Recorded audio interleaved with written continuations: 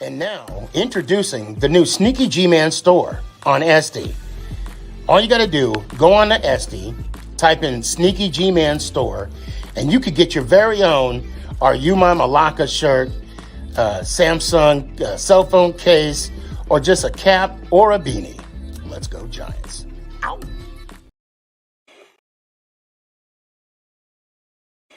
Hey guys, I appreciate you wanting to enjoy the show. First, I got to give a couple shout outs. First off, I want to give a shout out to dresscomfy.com. She has the latest and greatest for SneakyG Man merch. So please check it out. dresscomfy.com. Also want to give a shout out to 3 a.m. water hydration for the go-getters. Natural spring water. Go get it.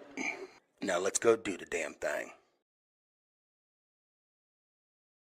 Before we do the damn thing, I got to give a shout out to George's Trophies, aka Sergeant M replica trophies. Guys, Father's Day coming up soon. This is the perfect gift. Matter of fact, this is the perfect gift for any occasion. I mean, who wouldn't want a replica Super Bowl trophy of their team? The team that got the ultimate prize, the Lombardi Trophy. So when you get a chance, go to his Facebook page, George's Trophies, a.k.a. Sergeant M's Replica Trophies. Now, we gonna do the damn thing.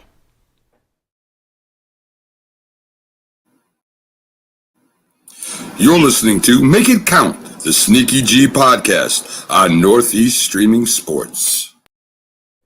Is this thing on? It's your boy Stefan, a.k.a. SneakyG. Yeah.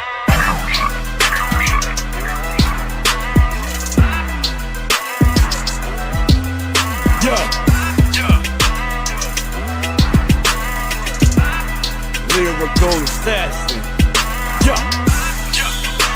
Let's go Giants! Ow! What's going on, everybody? It's your boy Stefan, a.k.a. SneakyG. What is going on today? Happy Tuesday. Some of you would call it Taco Tuesday, right? But we are going, I'm going to introduce a new Tuesday topic. We going to call it Tiki Tuesday. What's up, Tiki Barber? How you doing today, sir? It is trade deadline Tuesday, too. Yes, it is. I love that I'm here, Sneaky, and 201. Take out that 0. You got a great 2-1. You know what? And hey, it was meant to be. It was meant to be. It was. So I'm glad you brought up baseball. I'm gonna bring up Ant here in a little bit. He's shaking his head right now. Okay. And you know why, I know why, we all know why. Okay. But I want to get your attention. I want some insight. Okay. You're I don't know if you know this, but you're the man. I try to be. You know who's really the man right now, though? Who is? It's Hall of Fame week. My brother's the man. That's right. Yes. I could claim it, but I'd be faking it. But you know what? It's in the family. That's right. That's right. And congratulations. That's facts. To the Barber family. I want to, and for some reason, I lost my, hold on a sec. I want to make sure, I mean, I know your stats, but I want to make sure, I want everybody to understand this man is the all-time leading rusher for our beloved New York Football Giants, okay? Over 10,000 yards, 10,449 yards over a illustrious career. And if you're watching this show for the first time in a year and a half and you haven't been following me and you're hiding under a rock, this is my best friend. That's right. Sneaky, I made the montage, bro. I just watched it. Yeah. Oh, I was on the montage. yes. Yes. Right? That's I've arrived. You made it. Now you can retire. Now you can retire. Sam Prince is there too. I saw that. That's dope too. But say who? Sam. The guy. Sam. Sam. Yeah, that's right. The other day too. So I like that little kid. It and Joe's in there too. Joe Shane. Banks. A lot of I wanted to basically it was all of my experiences last year, and I wanted to celebrate that, and that's why I put it on there. And I'm of course I had to celebrate our moment. I mean, it was epic. It was epic. Of course. I wish you would have filmed that whole thing. I really do.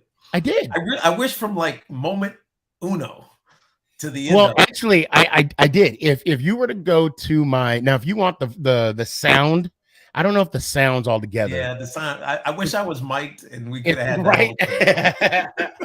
that was. I mean, even to this day, like sometimes, to be fair, to be honest, when I I don't know. I mean, I don't know about yourself, but when I have a lot of moments where I'm like, man, I need a pick me up. I need a little motivation. And then I just, that's one of the moments I look at, and for me, it's just, I'm going to throw in Michael Strahan, okay, for the 2007 Super Bowl. If you believe something, it's going to happen. And I believed at some point in time, you and I were going to meet, and there you were. And again, I'll never forget, like, Mama Boss heard it. She was like, oh no. And I'm like, what? And I looked over and I'm like, and in my mind, I can hear Ant, you have to. I heard, he was like, you better not. Where is Ant? Where is he? He's here. Right now? I'm gonna bring him up here in a second. Matter of fact, I got some comments, and I'm doing my guys a disservice. Guys, I apologize for not bringing up the comments. Let me start over real quick. Let's see. I'm not gonna put that on there. Somebody said, let me eat that. No, I'm not putting that on there. It's some Tiki. Yeah, I mean, I'm not gonna. I'm doing Spotify, so isn't Tiki Barber? Oh, okay. So here we go. Yes. See, this is what I'm talking about. You must be high. You must be under a rock. We were just talking about that. We're besties now. They stopped watching for a year. They stopped watching for a year, Sneaky. I guess so. And Yankees suck right now. He's not lying. Sadly. Oh, that's facts. They down 5. We're gonna get into that. We're gonna get into that already. I think with the Tampa Bay Rays. Oh God. So okay. I need to go through these comments. Nothing. No, 0. Let's see. Here we go. When Tiki Barber is your all-time leading rusher, your franchise is in despair. No, that's not true. Tiki played in the big game. What are you talking about? Franchise? Okay, no, that's not true. That's not true. What's the kitty's name? And Tiki, hold on, Tiki. Let's put this in perspective, okay? This is coming from a person that's using a picture of a cat. I asked. What's the cat's I just want that I don't even know if that's his cat, but I'm just it's a cat. So and Ant is telling me it's because he's and I'm not gonna finish what he said. I'm not gonna finish what he. And guys, just so you know, yes, Tiki is my friend, and I'm gonna defend him while he's on my show. All right, so hold on. Giants fan number 10, Tiki, can you get Jeter a contract? Sneaky, if we can, get him on the show. I will reach out. I know his sister well, and I know Jeter a little bit. Okay, so here we got Danny. I'm such a disappointed Yankees fan right now. We got to throw the towel in. We look defeated. After today, you're going to be 4.5 games out, 2 games over 500. It's not looking good. Oh, hold on. You're getting some love. I need to go back to one. Okay. Brandon, best player of the New York Giants. Yes, I agree. And then Dallas Cowboy Chris. Which, Chris, I want to let you know that Tiki and I have something in common. And this is before we became best friends. we both hate the Dallas Cowboys. Yes, and I'm a double hater, Sneaky. Well, see, in 'Cause I this, grew up a Redskins fan. we might have to.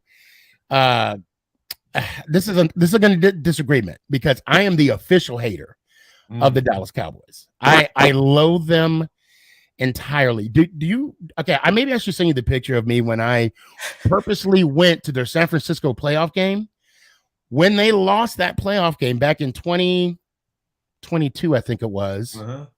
No, 2021. I held up a sign and it said 27 years and counting in AT&T Stadium. Did you it was have all over Giants Twitter. gear on? Did you have with Giants? my yes, yeah, and my son next to me, bro? You're evil. And you know what's funny? Let me tell you a funny story about that, right? So it kind of blew up a little bit on Twitter, not like viral or anything. And there was a woman that tweeted on there, lose some weight. And I'm like, oh, okay. So I jumped on her Twitter page, and I'm scrolling a little bit. And it said, I kid you not, walk with Jesus. You got to make up your mind. You got to make up your mind what you want to be. Okay. I don't like ugly, Sneaky. No, we don't. No, we don't. Or no, she. we don't. No. So I want to exactly. I want to get in here so we can kind of get everything. And I saw that, Danny. I'm gonna put that out there. Oh, here we Tiki made me a Giants fan, bro. No cap. Gary, nice. I appreciate you. Matter of fact, I'm gonna put the invite out. I hope you get in. It would be a blessing for you to talk to your favorite player. What's up, Gary? Come on. Okay, so let me. Okay, I don't want to get distracted by the comments, but and let me hide this one. Okay, it's what we do, Sneak. We get distracted. It is. He's talking, and it and again, thank you so much taking time out of your busy day because I mean you got a new job in WFAN and you have a house full of cheerleaders. So well, my son plays varsity football. I know how busy. Oh yeah. Sports. Anyway, the running back market. Oh. Okay, I want to talk to you about that because it doesn't make sense to me. And when you were playing, it was a different era, different time. Okay, we got that.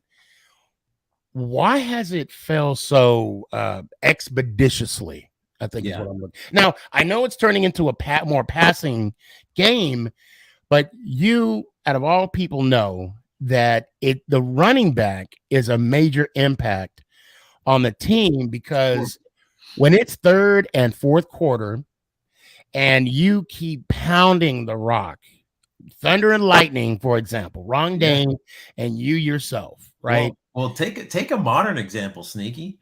Look at the Tennessee Titans. Oh, the reason I love Derrick Henry is because in the fourth quarter, if they have a lead, they will line up with two tight ends and run not even power. They'll just run the inside zone, and you know it's coming.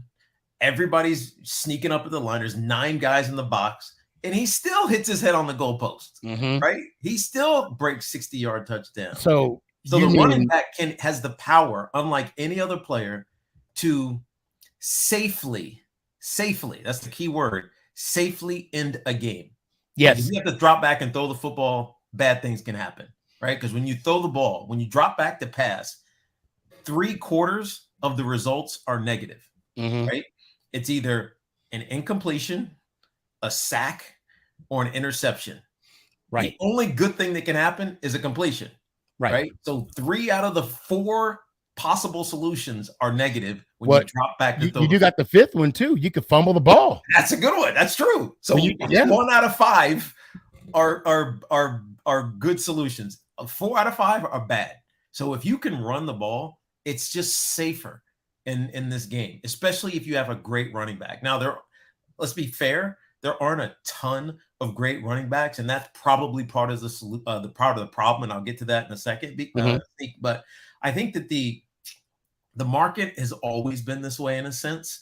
I think a decade ago there were just more good running backs, like more top-end running backs, more of the guys that you could give the ball to 30 times, and as a result, you would see the franchise tag keep growing. Because you had to pay those good players, keep growing with the salary cap. The problem over the last 3 or 4 years is that the franchise tag for running backs has fallen despite the salary cap still rising, right? So hear what I'm saying. There's an inverse relationship between the salary cap going up and the running back franchise tag. The quarterbacks certainly aren't like that. Wide receivers aren't, cornerbacks, tackles, even guards at this point. Yeah. Hell, kickers, they're rising with the salary cap. The running back is the only position that is not rising with the increasing salary cap as it pertains to the franchise tag. And as a result, the value is lost. Now, what's the reason?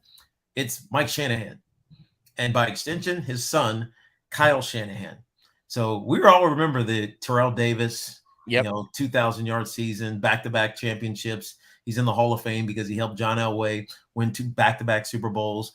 But, he got hurt and then he left and he was with the Jets or some other team at the end of his career. He only had really like 6 good years, but he got replaced immediately by like Reuben Droneses of the world and the Clinton Portises of the world. And guess what they did? Yeah. They rushed for 1,200 yards. It was like whoever you stick in there is going to be fine. And so that's what started the underappreciation of the running back. And then he goes to Washington. And guess what he does when he's the offensive coordinator of Washington? We all remember it. They draft RG3. Mm-hmm. And RG3 helped revolutionize quarterbacking in the NFL. It was Michael Vick before, but he was ahead of his time. Right. When RG3 became quarterback of the then Washington Redskins, they ran the hell out of the ball with the quarterback. So all of a sudden, you had to defend the 6th skill player, right? There's 5 offensive linemen, and then there's 5 skill players and a quarterback. Now all of a sudden, that quarterback became the 6th skill player. And guess what happened? Alfred Morris, right? Average player. He rushed for 1,400 yards. Yeah. Why? Because you had to defend the 6th skill player. And it just further depreciated the running back. And it's expanded every single year because look at all the quarterbacks. Patrick Mahomes, he's an athletic quarterback. He can kill you with his legs.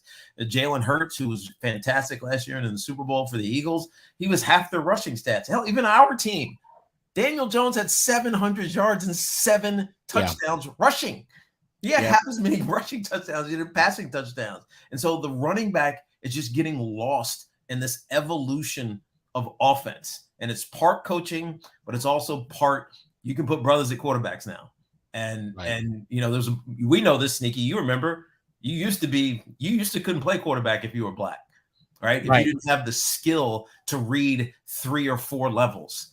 Right? Yeah. Hey, you can't read in the NFL. You're not gonna can you play wide receiver? Right? And or middle linebacker or offensive guard. Can you move positions? It's changed. It's changed so much. We're not a 3-read team, league anymore. It's 1 read, maybe 2, scramble. And that's changed what the running back's value has meant to a lot of these teams because they know they can get away without having to dominate the line of scrimmage. So I don't know if you are aware, and I'm trying to get to the picture where it explained the latest of running backs that got the big deal and either got traded or cut. Yeah. Zeke got, and I got to give a shout out because this isn't my tweet. It's Warren Sharp's tweet. Yeah, he's good. He said 5 of the last 6. Okay, I'm sorry. 5 of the last 6 times teams paid their running back, they regretted it and moved on. Mm-hmm. Zeke, $90 million. Cut during the deal, which I thought he finished his contract. I thought I might have miscounted. No, he had 2 more years left. Oh, did he? Okay. CMC, $64 million cut. I'm sorry, traded. Cook cut. Gurley cut. Bell cut. And now they're saying the 6th possibly would be Alvin Kamara, who could follow suit, given cap hit of $19 million in 2024 and $29 million in 2025. Now, these are, except for Zeke, for obvious reasons, dynamic running backs. Of course. And I mean, for me, not being in that world, it's easy for me to say they deserve that money because they're getting the hits. They get the carries. They're getting receptions. I mean, there's many opportunities for these guys, these athletes to make the play and also take amount of hits. Now, with Barkley,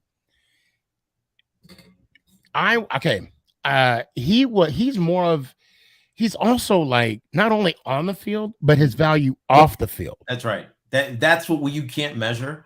We can talk about it anecdotally, but you can't measure it, but it's real, right? He's a locker room leader. Yeah. He is a hard ass worker. He busts his butt.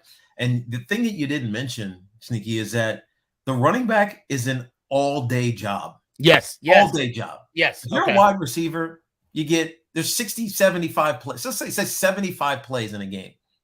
If you're lucky as a wide receiver, you'll get 10 targets, maybe 7 to 8 catches. If you're lucky, right? If you're a running back and there are 70 plays, you are either carrying the ball on 20 of those, catching the ball on 5 or 6 of those, blocking on another 35 of them, right? You're taking, like, I'm looking at this Commander Super Bowl run comment. He said running backs are doing the dirty work for the offense. He is absolutely right. They do things even when you're not looking at them, and they're taking shots for it, and they're not being paid for it. And it's frustrating, but there isn't an easy solution for it unless, and I talked to Chris Sims about this. He was at a Yankees game, random Yankee. We were at the Subway Series, and Chris Sims was sitting next to me somehow. He was just there.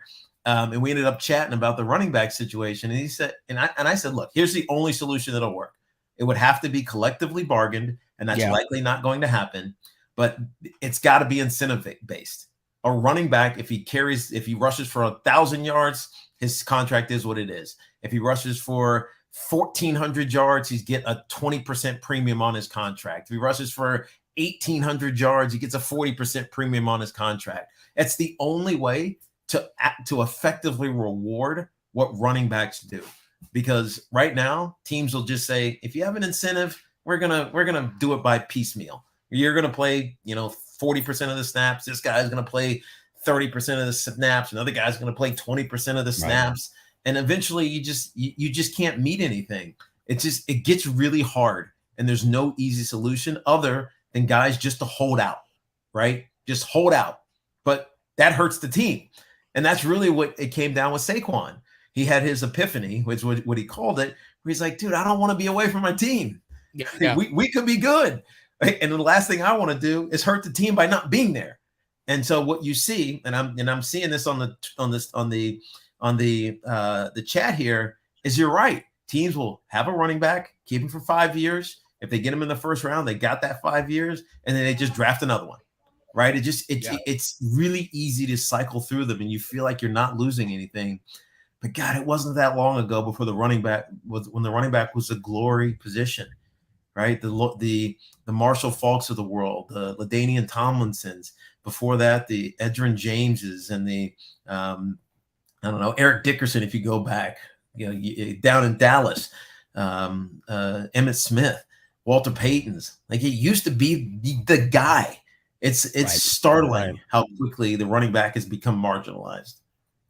And I want to give a shout out to Authentic. Marshawn Lynch. Lynch is a perfect one.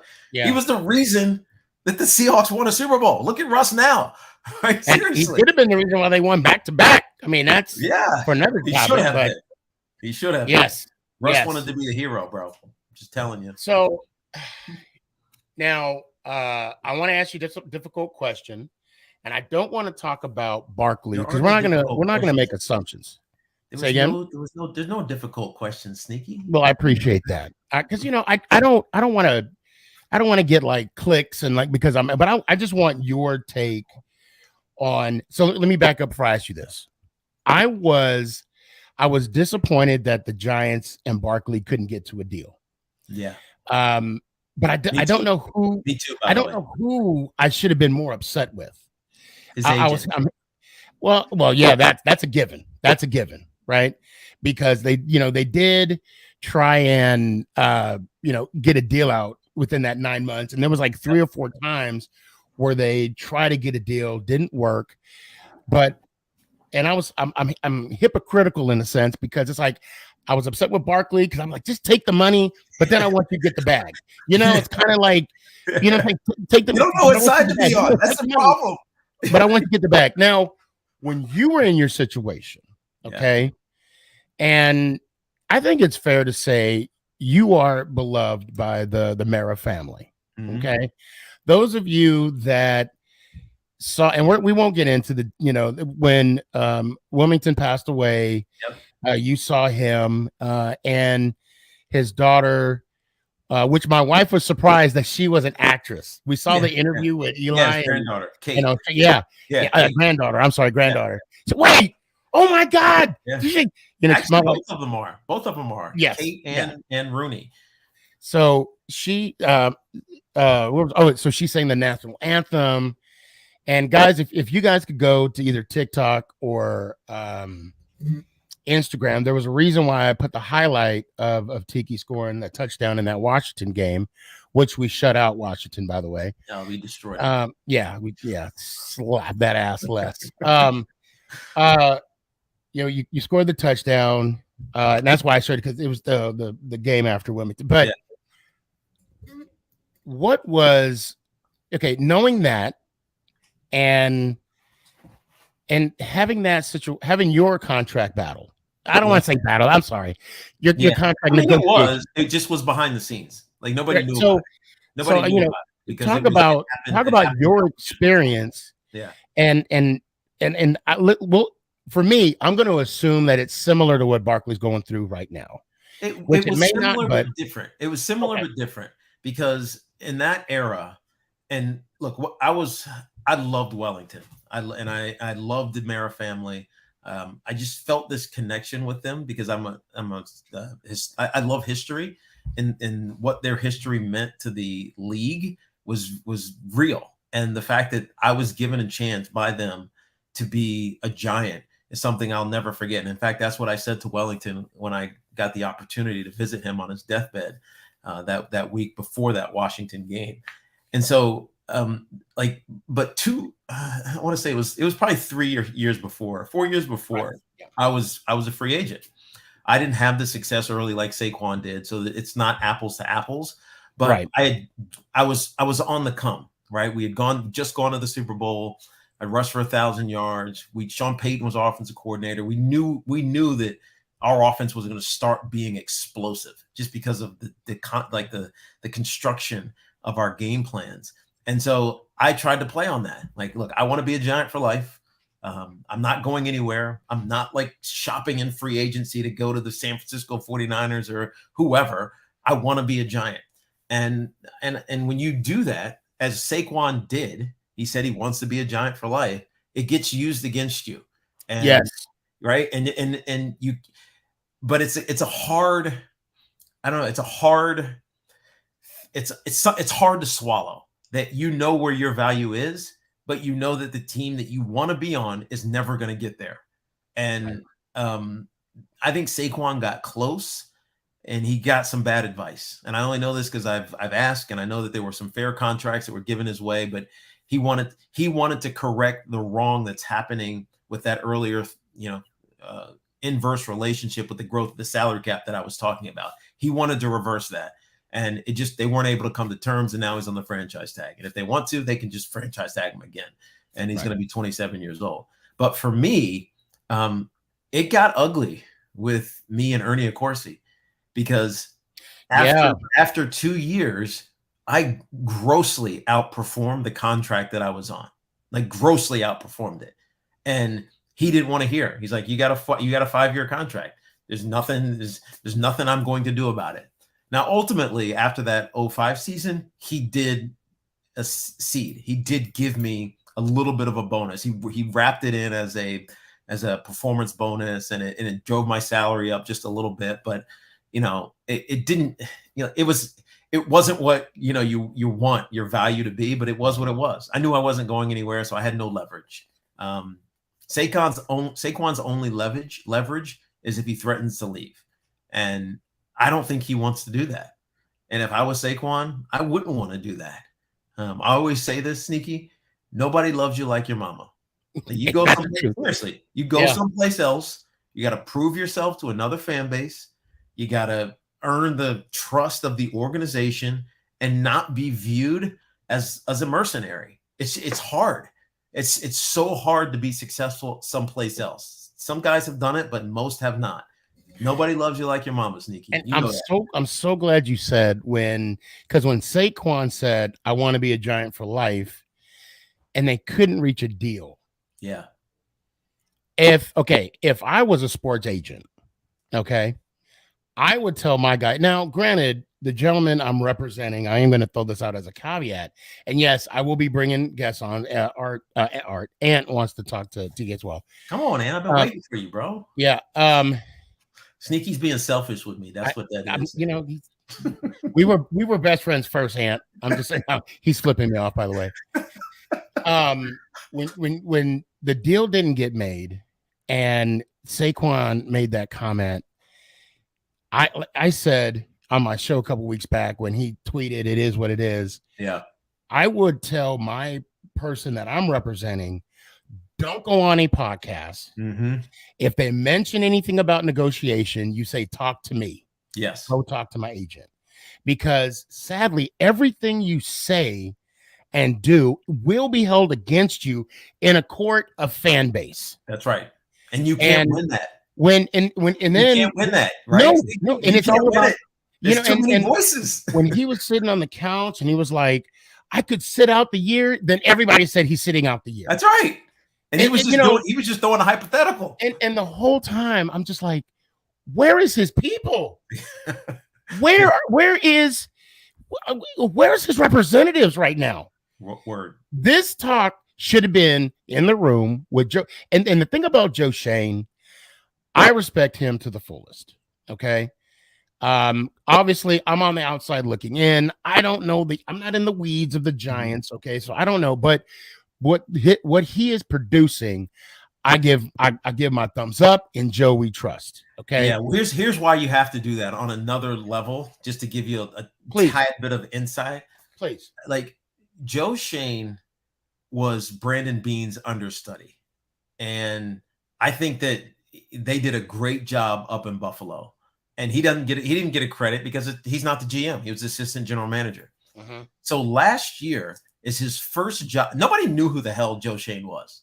Let's be honest. Nobody knew unless you were inside football. And so before you go on, and I'm sorry to cut you off, there were two that I was rooting for: Joe Shane and the dude from Kansas City Chiefs, Poole. Yes. I was hoping we would get though. Yeah. I was happy with either of those. Yes. So go ahead. Joe Shane has never been a general manager.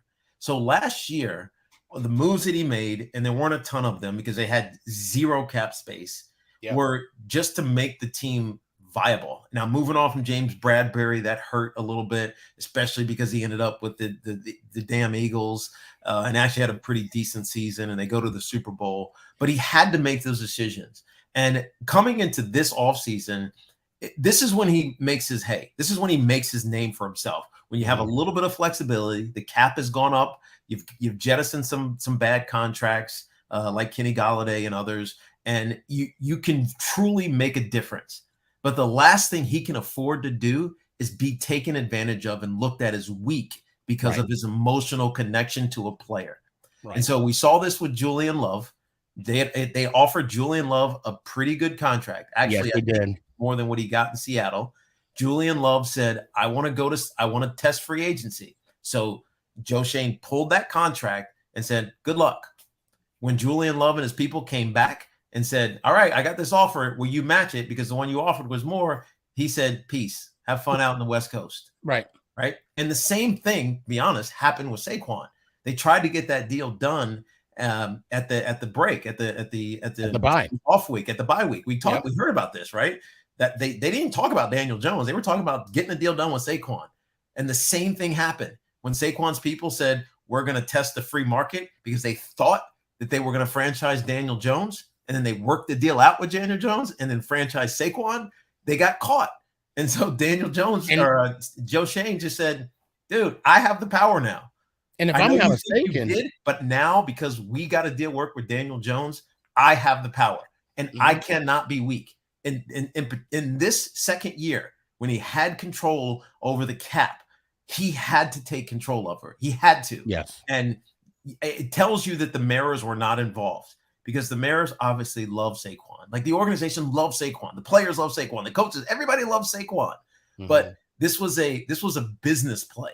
This had nothing to do with emotion, had nothing to do with sentimentality or his meaning in the locker room. It was all about business. And Joe Shane had to do it. So I like you, Sneak, I respect him for doing that.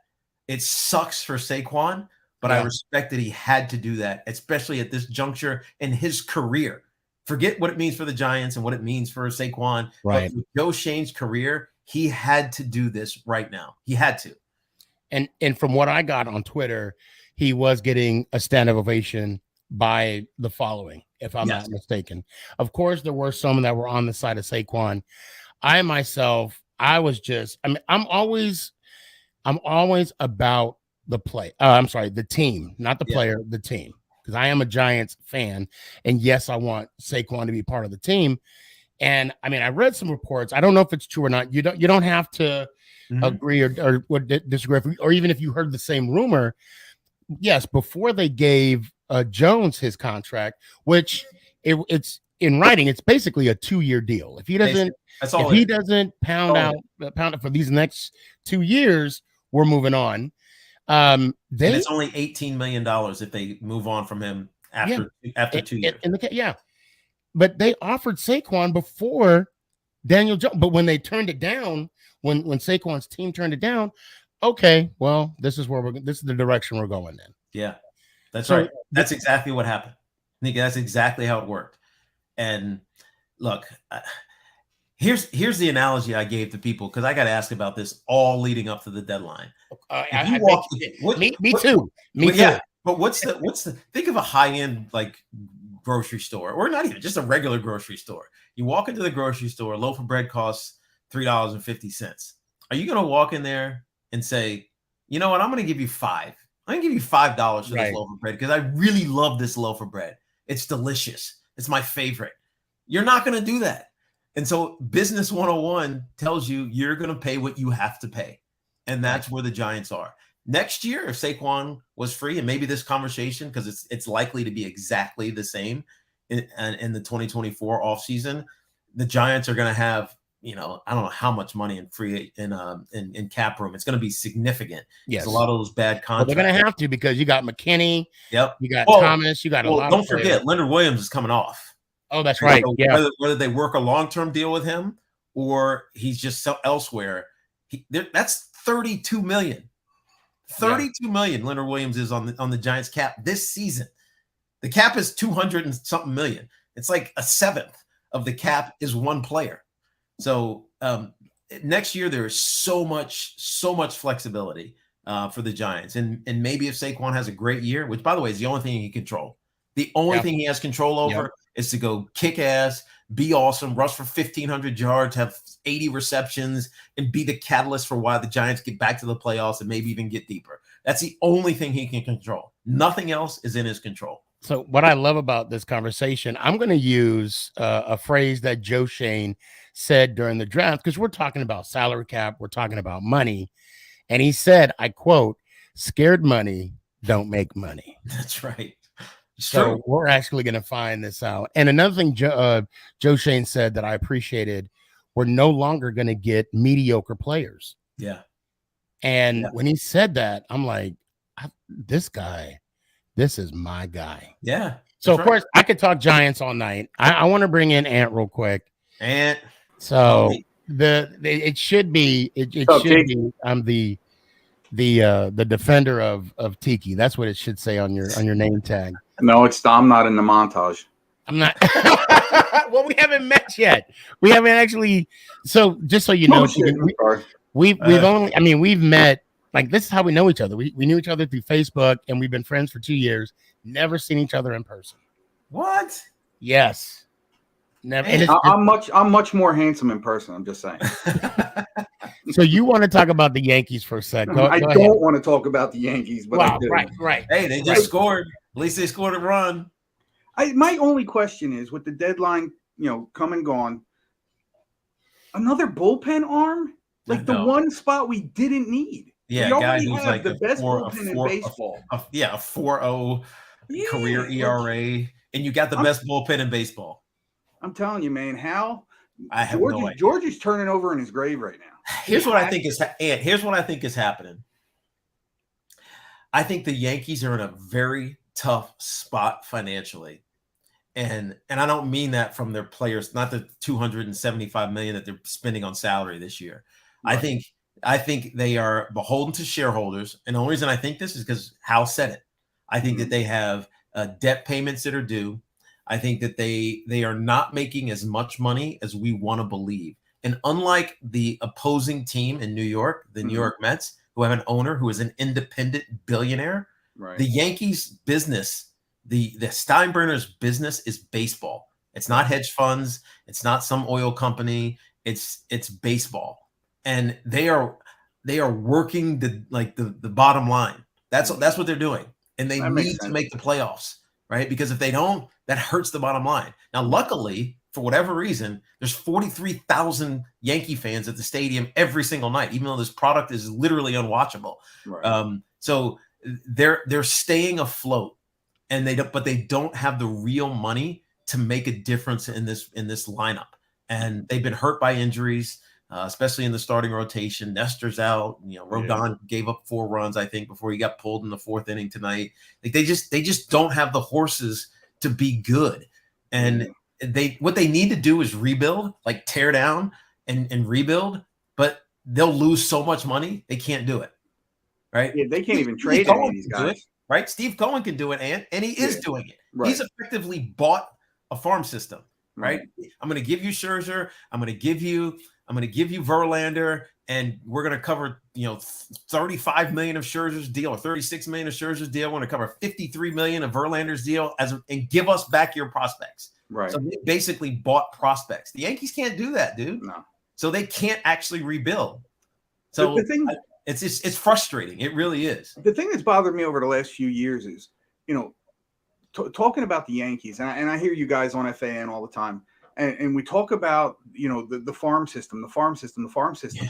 I don't understand what Aaron Boone's issue is. Like, why are we not bringing these guys up? And when we do, it's for a game or two, even if they're playing really well. Yeah, well, I think a lot of that is because, the farm system works in interesting ways. There's one guy that's gotten a pass. That's Volpe. Right. Like Anthony Volpe's gotten a pass. He's hitting 208 or whatever it is, 209. Mm-hmm. Yeah, who hit some home runs? He'll probably finish the season with 20 home runs, whatever. Right. But most guys who are those farm system players that are in AAA or even AA, and they're going to come up, they need optionality. Like you need to be able to bring them up, and if they hit, you leave them. If they don't, you got to send them down, right? That's what's happening to Peraza. He's up and down. They just sent Cabrera back down as well. Yeah. But some of the bigger names, and I keep hearing this on WFAN, is what about Esteban Florial? Bring Florial up. The problem is they DFA Florial, and nobody picked him up, so they re-signed him. But when you do that, there's no optionality. Like if you bring him on the 40-man, he's got to be up. Right. Period. Like you can't just say, all right, we're going to bring you up for 5 games or 10 games or 40 games and then send you back down. If you bring him up, he's got to stay on the roster. And if he's not any good, you've really created a bind for yourself. So the Yankees are stuck playing this optionality game, like up and down and up and down and up and down. And nobody's good enough, especially without Judge in the lineup. And with Rizzo hitting, I don't know what he's hitting, 110 over the last month or so, and Giancarlo Stanton below the Mendoza line, you just can't win. Period. Yeah, the whole Stanton thing is funny because he is a good player when healthy, and the problem is the last 3 years he just can't stay healthy because when he comes in and after coming back from an injury, starts a little slow, and then you see it picking up, and just when you think he's back to where he should be, boom, he gets hurt again. You know what they did? You know what the disservice they did to Giancarlo Stanton is they made him an everyday DH, right? Because when he was in Miami, he played. Right. And his splits from playing right field versus being a DH, they favor being a right fielder. Right. But they pushed him into an everyday DH role. And then, now he can't run. Like he jogs the first. Yesterday's game, Judge was on third, Rizzo was on first. Right. He jogs into a double play. I mean, it's hard to watch. Right? Oh, absolutely is. And I get your point too. Like, you put him in the outfield, he's stretching, he's moving around, he's keeping the blood flowing. You keep him on the bench only to hit, and he stiffens up, and there you go. Right. Another muscle pull, That's right. That's exactly what happened. He tries to stretch out a double, and he hurts a hamstring. Yeah.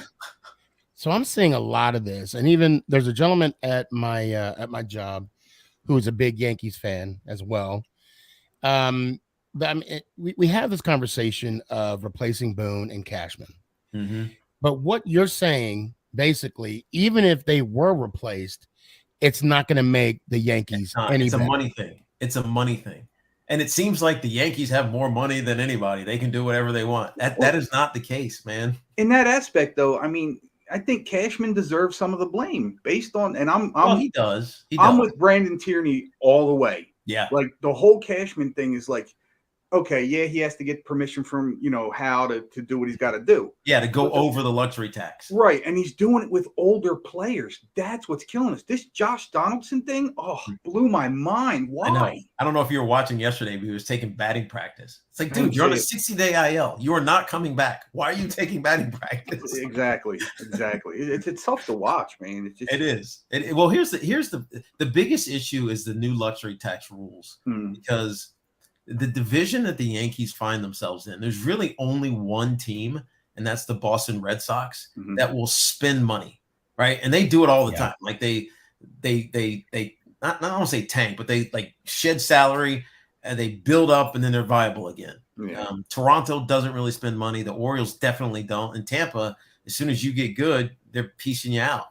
Yeah. But by being over the luxury tax, and the penalty you pay helps whatever penalty the Yankees pay. It's going to help the Rays. It's going to help the Orioles. It's going to help the Blue Jays. And so Howe is obsessed with not helping his opponent be better than him.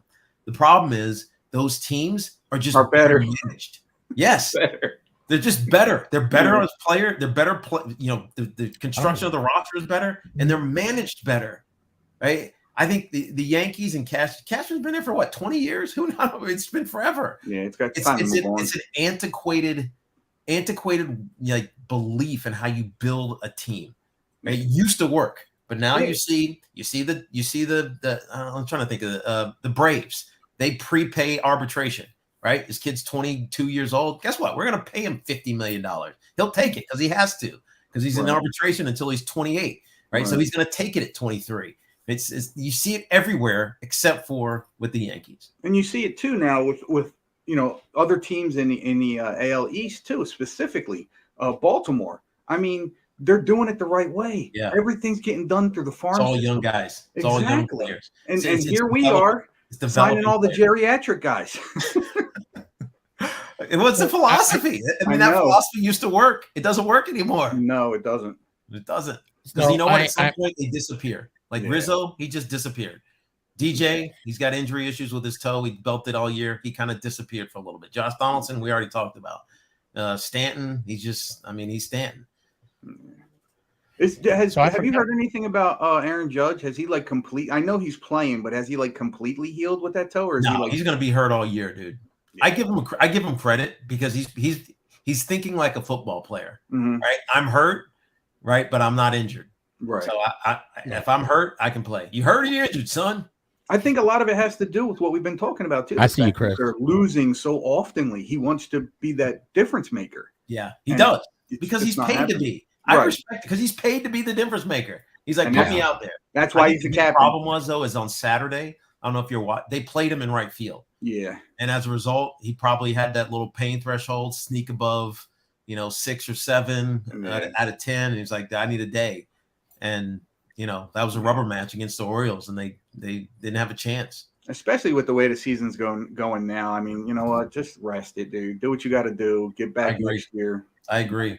They'll probably shut him down, in August? This month they might shut him down. Or even Aaron Boone ain't shutting nobody down. I mean, he can't even shut down. People are still going to the ballpark. Yeah, but not for Aaron Boone. No, I'm talking about Aaron Rodgers. I mean, Aaron Judge. Yeah. Like I agree with that. He missed a month and a half, and they averaged like 38,000 people. He wasn't even there, and they stunk. They played. They were 19 and 23 when he was out, and people still came. Yeah, it was unbelievable. So, Tiki, I'm very straight up and honest, and you brought something up that I want to hit up real quick, and I also want to say a question that someone brought up in the private chat. It's about quarterbacks on Netflix. Yeah. I haven't watched it yet. I gotta watch. Oh, it. you got to see it. You got to see Yeah. it. And then we'll talk a little bit about it. And I have a few people that I want to bring on, even a Dallas Cowboy fan here. Aaron Rodgers. Okay, Aaron Rodgers. I'm a man of character. Okay. For example, you and I, we talked. Mhm. Even if I didn't agree or you disagree with what I said or what you said to me, we talked and we didn't have to. You know, I almost made you late to your show. Okay. You know, and again, Sneaky would have been worth it. It would have been worth it. Right. When Aaron, to me, and again, the whole, 2020 was a weird season, Yeah. with COVID, the pandemic or whatnot. But you have players like Logan Ryan, then a Giant, Mhm. Lamar Jackson, Carson Wentz, players that chose to play, however, chose not to get vaccinated. Okay. Yeah. They were out and they were public about it. Yeah. I guess the new man in New York, but when I found out that, and you don't have to add to this. I'm just want to express Mhm. this to you. I am still holding, well, you know how I am. I am still holding a grudge with Aaron Rodgers lying. I'm going to be, and I would say that, I would say it to his face, lying About being vaccinated. about He was being, not- immunized. Yeah, okay? immunized. That's right. Then Immunized. he went on Pat McAfee. And again, I don't care if you took the vaccine or not. That's your choice. I could care less, right? Then he went on McAfee and played the victim. Yeah. Yeah, he blamed us. He blamed us. Yes. The cancel culture, the mothers, the this and that. Look, if people, so the new person in New York, if I were to ever to approach Aaron Rodgers, Mhm. I would do it respectfully, Yeah. I like your dog back there. Mine was That's in here CJ. too a few minutes ago. That's CJ. That's it. Yeah, I got Otis. I Yeah. named mine Otis. I would approach that, but now that being said, I had to just get that off my chest here. Okay, I just want to be front and honest with that. You've been Yeah. You getting don't off have your chest for months now.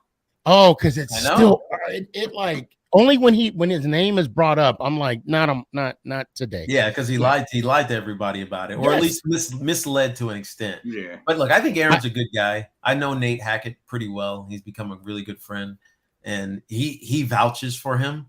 I think Aaron found himself trying to be in the forefront of a cause that he didn't really want to champion, if that makes sense. Right. Right. Yep, I get it. So, when we all look back on it, it's like, man, COVID was a bitch. But, Yes. But was it hype? Was it overhyped? Right. Right. And it's hard to say that if you lost somebody, Right. but if you didn't, and you took the vaccine and you got through it, or even people who didn't take the vaccine and they got through it, it's like, man, what do we really shut down the world for? Right. Right. And especially when now maybe this is misleading, this is social media, nonsense, but I mean, I keep seeing these things, like the amount of billionaires that were made from COVID. Right. That whether it was PPE production or the logistics of delivering all this stuff, the amount of money that was made, that was opportunistically made during COVID, it just makes you question it sometimes. So I get where Aaron Rodgers' mindset is, but the problem is you can't fight or beat City Hall. You can't, and that City Hall is public opinion. Right? As soon as they find out that you're a skew, forget it, dude. You're getting. Well, again, and I hate to make it a cultural thing. I'll say a cultural thing, but if Lamar were to do the same thing, mm-hmm. I don't think it would have been the same result, in my opinion. I could meaning water under the bridge. Yes. Yeah, I agree with you. And I could be wrong. I mean, we'll never know. Mm-hmm. But the fact that Lamar took took it on the chin. And not just Lamar, but even Carson Wentz said, yeah, I don't know about that. You know what I'm saying? Yeah. And then the went about his way. That's all. And then I just don't, like it or not, a lot of these athletes, as you know, are role models. Of course. And Rodgers has a lot of kids that want to be the next Aaron Rodgers. Mm-hmm. And it's going to be tough for that parent to explain, well, your that hero. is if it comes up. That's only if it comes up. And honestly, at this point, I don't know if it's ever going to come up again. No. I'm at the time, yes, but now to make a little bit of a comeback. Yeah. But I don't think it's ever going to come up again. I really don't. I think It's that not. the American public has digested it and expelled it and flushed it. I really do. Yeah, that's how I feel about COVID. And now we have that COVID. Now it's like a COVID fatigue. Now it's just they don't want to hear about it. Now I got this again. Yeah. It's funny. Right before you said that, I was going to go, can we just be done? Yeah. 2 years lost. Let's just be done with it. Yeah.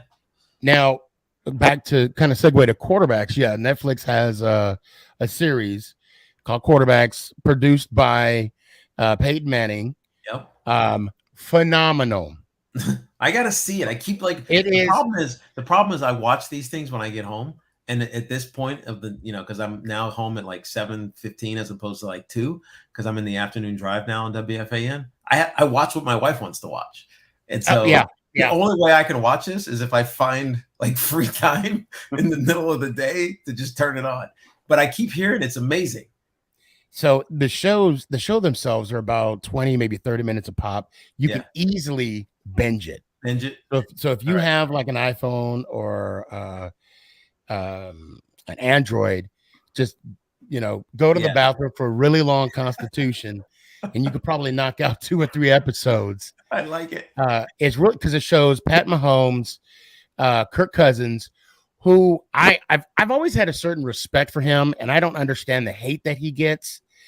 And if people watch this show and they see how wholesome this guy is, hopefully he'll get more love. Now, the only time I don't like Cousins is when we play against him.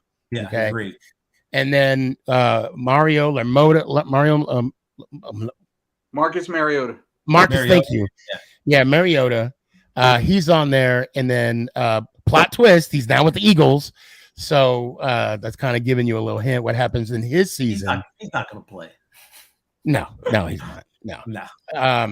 It's really, and of course, Mahomes wins the Super Bowl. I mean, it's just an awesome episodes or series of wheels. And next year, Jones is going to be on there. Yeah, that's good. Jones looks good. By the way. Our guy real good in camp. Yeah. Now, granted, today was the first pads, right? It was, yes. Today was the first padded practice. So you actually we'll see whatever comes out tomorrow. We'll see what he looks like when there's actual, bodies flying at him. But his accuracy is on point. Now, we knew this last year. His turnovers were down, and he led the league, really. Him and Jalen Hurts led the league in turnover percentage at 1.1%. So we know that he's started to fix all those things that ailed him early in his career. But if he can be as accurate as he was last year, and he's still the athlete, I'm excited. Now, their schedule is tough, but I love that. I love it. They got a great culture. I agree, right? That's my point. If you want your team to be that team, you want to have the hardest schedule. Well, you have to, right? Yeah, you want to say, "Hey, I got through it." You know what? We're the best. Period. I agree. I love that. I'm going to bring some people on real quick. I'm going to start with Dallas Cowboy Chris. Go blue. Go blue. And he's also a Wolverines fan. I do follow Michigan. Go blue depends on the hue. So, Chris, I know you heard earlier that Tiki and I have something in common, and how we look. Oh, well, hold on. So, Tiki, let me ask you. Now, you of course, you played for the Giants. Mm-hmm. You're aware of the history of the New York Football Giants. Yep. Okay. Is it important to not only mention the 4 Super Bowls, but collectively the 8 total world championships? I think so.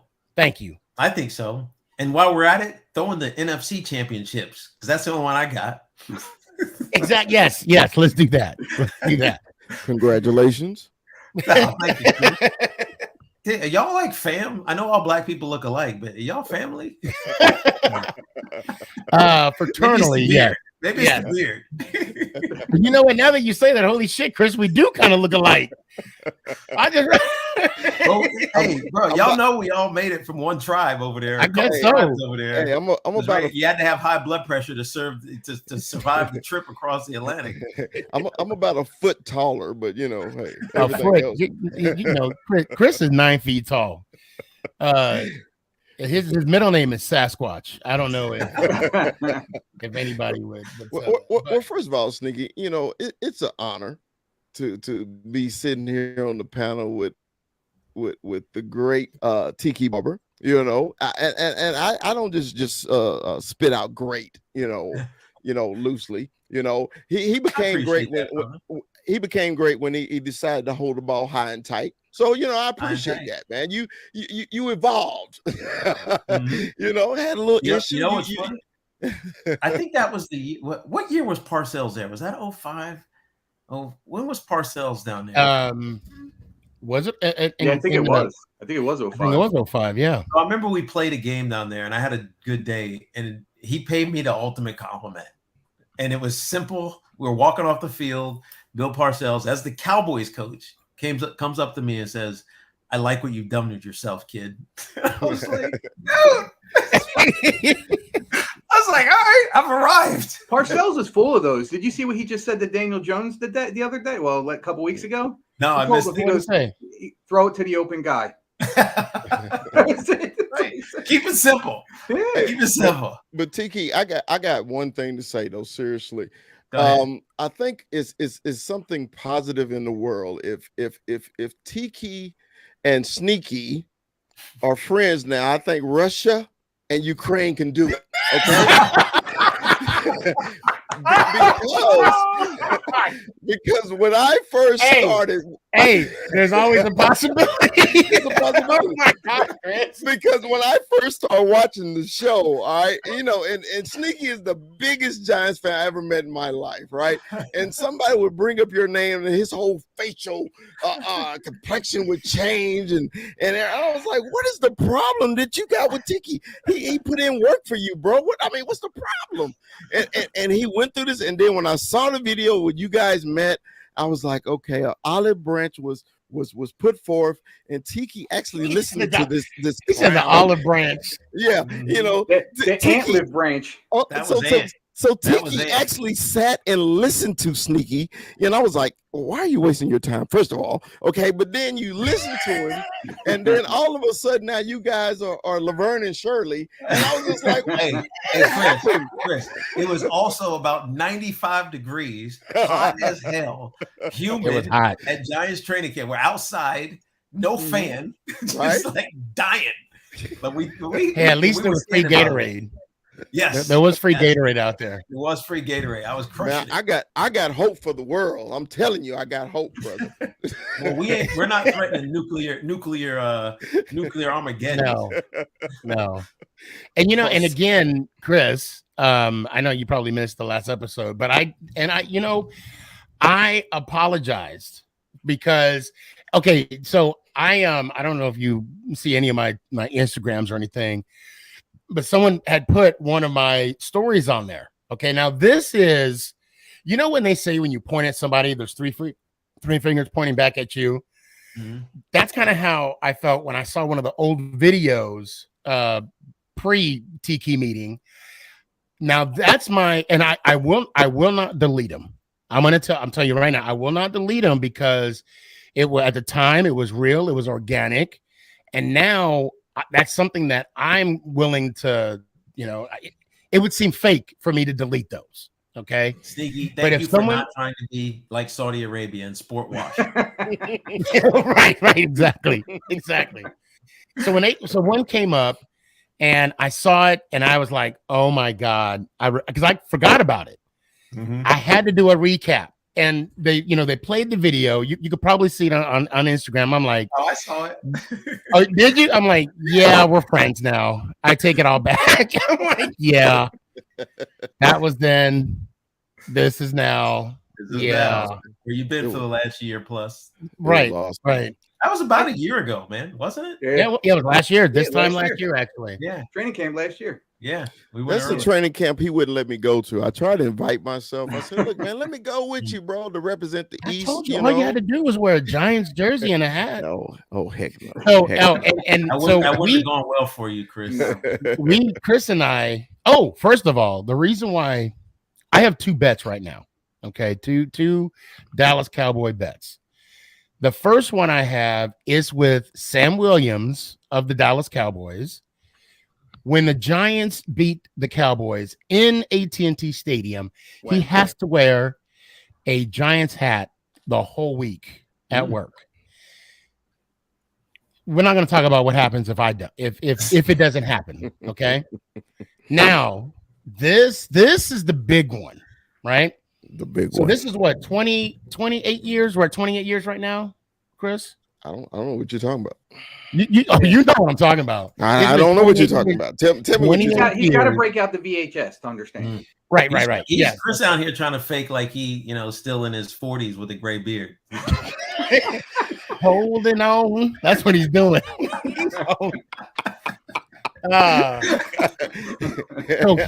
So Chris, I don't know where he came up with this stat or whatever, but from 1956 to 1986, the Giants had that 30-year drought before winning another championship, from World Championship to Super Bowl. Okay. So it was on the Giants official page. That's where I got it from. Yeah. Oh, you mean where you saw where it said 8 world champions? Yeah. Oh, okay, good. I just wanted to make the 30-year gap between championships. Now let's get it straight. But also 8 world championships though. Yeah. Okay. Also 5 less than time that y'all took to get 8. Whatever. Go ahead. But we still got 8 regardless. But we still got 5. And okay, we got more. We can keep going back and forth. Tell your story. So I'm waiting for you to stop. I'm not going. You know me, but no, seriously. So when the Cowboys don't win a Super Bowl in 30 years, Christopher has to wear a. So is it a Giants hat and jersey or just a jersey? Both. Okay, Giant hat and jersey. That I have to two. The Giants Dallas Cowboy game. Ooh. And give it to Sneaky. Ooh. Yes. And I will frame that bitch and put it right here on my wall. Now, that's rough, bro. Now hold on. Especially if the Giants win that game. That's right. Well, no, that's not the bet. The bet is if the Cowboys don't win the Super Bowl within the 30 years or beneath, what I have to purchase. But if they do, Sneaky has to do the same, but in a Cowboys jersey and hat. Okay, so that's the bet. All right. So he loves to throw this 8 championship. Okay, whatever. Congratulations, you got imaginary 8 championships. Look, we just got done talking about Aaron Rodgers. Is it a lie? Yeah. No. Am I lying? Yeah, no, it is a lie. Aaron Rodgers is the greatest quarterback. No. I'm talking about us having 8 world championships. Oh, yeah. Is that a lie? He's the best quarterback of the generation. No, I'm talking about the New York Football Giants. Oh, I know. We got 8. So is that a lie, Chris? By the way, you got to like clarify this bet because this has to happen at your home. Yes. So, Chris, you got to do it in Dallas. Yes. Yeah, he lives in Dallas. I know, but I'm saying you got to wear Giants gear in Dallas. Yeah. But he's saying he's going to wear it to the game. Yeah, he's going to wear it to the game in Dallas. Don't come up to MetLife and be faking like you're a Giants fan. But then you got I gotta. Hey, Tiki, you got like 80,000 of those in New York. So it's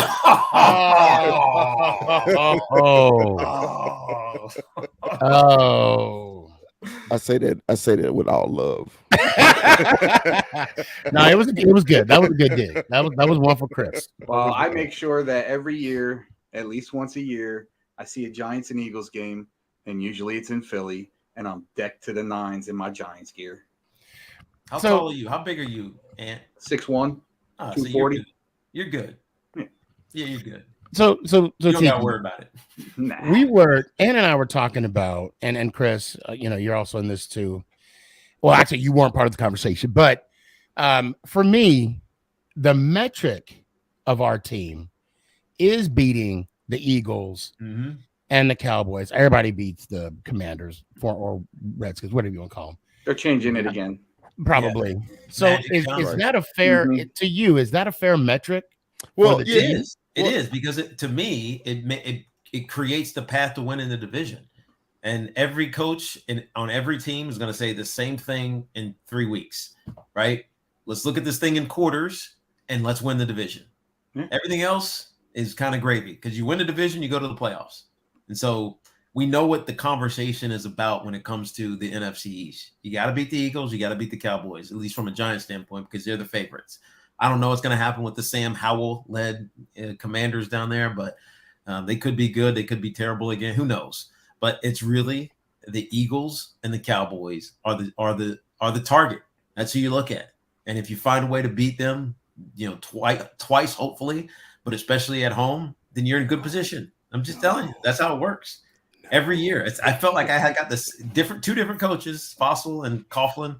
It was like identical, the same message: win the division, beat the Cowboys, beat the Eagles, beat the Commanders. And I had said that to Sneaky before the start of the show when we were all in the back talking. Unfortunately, I was off, but I said to him, I said, yeah, last year was great. The record was okay, and the fact that we won a playoff game, it just makes us Giants fans more excited. But I said the goal this year is the division. Yeah. It has to be. We won one game. We won one division game last year. That was it. Yeah. It's amazing that we made the postseason. And I'm still confused about the tie. Like, what was that supposed to mean? Like, what? Did we win? Did we lose? Hold on, Tiki. I didn't hear what you said. You how many games? Hey, Chris, it's a pleasure. Wait a minute, no, Sneaky, don't treat me like that. I'm sorry. Well, I gotta bring. I couldn't hear my headphones. Let me hear one time, Chris. Let me hear one time. Got to bring on an Eagles fan. Let's go, Giants. I heard that. I appreciate you. So, and yes, every team says it. And although he did forget the out, and I don't repeat it. I don't put that on what do you call it? YouTube or TikTok, because they come on my show. But I gotta bring up Drew. Complete some fake news. Yeah, I don't want to do that. I mean, they respect my show, so I'm gonna respect them by not doing that. But Drew, welcome back. Appreciate you coming on. How's it going, guys? Obviously, go. Any questions you got to say to Tiki? So I actually have to give Tiki some thanks here. He has no clue who I am, by the way. I do. I know you guys do. So I actually got a chance to meet Tiki Barber one time back in 1997. Oh God! Well, I looked a little different back then, just a little bit different. I did too.